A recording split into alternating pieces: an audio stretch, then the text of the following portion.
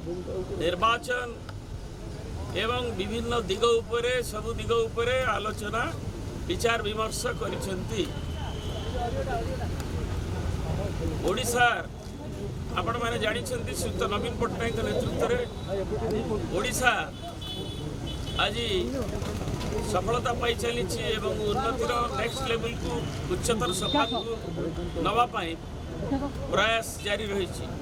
विजु जनता दल नवीन बाबू नेतृत्व में सरकार प्रयास जारी रखी जनसाधारण ओडिशावासी को स्वार्थ पाई एवं ओडिशा भी स्वतंत्र प्रदेश आउ 12 वर्ष पर 100 वर्ष पूरण करुच्ची ओडिशा स्वतंत्र प्रदेश हबार। तेणु एथिपाई जो भाव में आमर अग्रगतिर जो माइलस्टोन धार्य करिसेंती श्रीयुक्त नवीन पट्टनायक एवं ताकू आगु को नवापाई